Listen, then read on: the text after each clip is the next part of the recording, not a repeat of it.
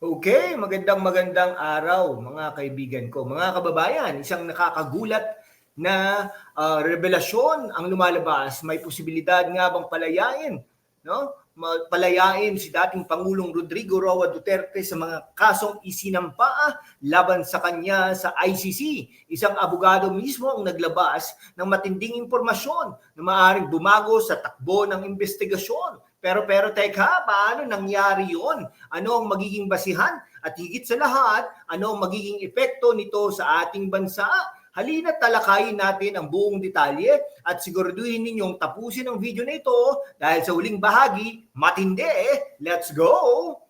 Yan, okay, para mas malinaw sa lahat, let's break this down. Ano ba ang ICC? Ang International Criminal Court o ICC ay isang pandaigdigang hukuman na nag-iimbestiga ng mga pinakamalalang krimen tulad ng genocide, crimes against humanity, at war crimes. Hindi ito tulad ng ordinaryong korte natin dito sa Pilipinas. Ngayon, bakit ba nadawit si Duterte? Ito ang kwento. Noong 2016, nang simulan niya ang war on drugs, which I agree ako nag-a-agree ako dyan. Marami ang nasawi at dahil dito may mga human rights groups na nagsampa ng reklamo sa ICC na nagsasabing mayroong crimes against humanity na naganap.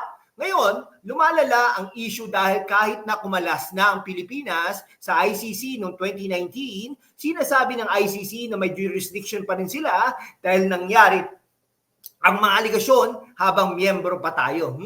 Interesting, di ba? Pero eto na, dito papasok ang bagong revelasyon ng isang abogado. Mga kababayan, ito na talaga yung nakakagulat. Isang batikang abogado ang nagsalita at ayon sa kanya, may matibay na argumento na posibleng magpabaksak sa kaso ni Duterte. Ano raw? Bakit? Ayon kay, may tatlong pangunahing dahilan kung bakit maaaring hindi umusad o tuluyang madismiss ang kaso ni Duterte sa ICC.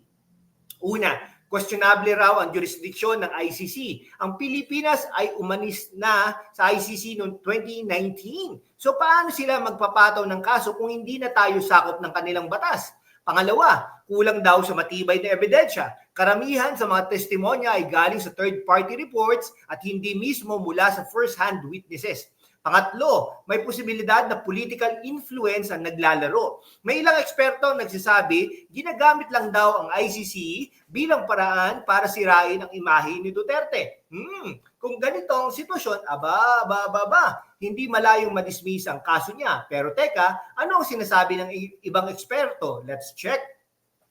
Of course, hindi lang tayo pwedeng umasa sa isang source. Kailangan nating tignan ang pananaw ng ibang legal experts. Ang iba, sinasabi na may matibay na basihan pa rin ang ICC dahil kahit umalis na ang Pilipinas, pwede pa rin nilang ituloy ang investigasyon batay sa mga pangyayari nung miyembro pa tayo. Pero may mga eksperto rin na nagsasabing walang kakayahan ang ICC na ipatupad ang kanilang utos dahil ang Pilipinas ay isang soberanong bansa at hindi obligado na sumunod sa anumang desisyon ng korte na hindi natin kinikilala. Ang daming loopholes, di ba, mga kababayan? Ano sa tingin ninyo? Tama ba ang ICC sa pagpapatuloy ng kaso o tama ang mga nagsasabing walang bisa ito? I-comment ninyo sa baba.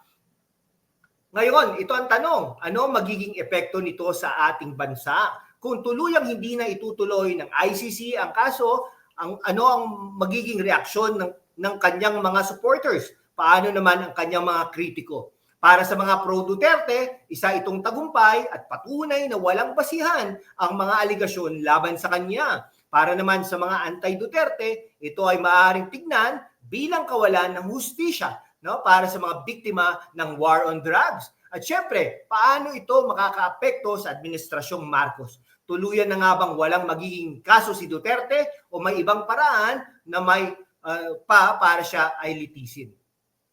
Mga kababayan, ang kasong ito ay hindi lang tungkol kay Duterte. Ito rin ay tungkol sa rule of law, sa ating sovereignty at kung paano natin tinitignan ang hustisya sa ating bansa. Ano ang tingin ninyo, mga kababayan? Dapat bang magpatuloy ang kaso sa ICC o tama lang na hindi ito kilalanin ng ating bansa?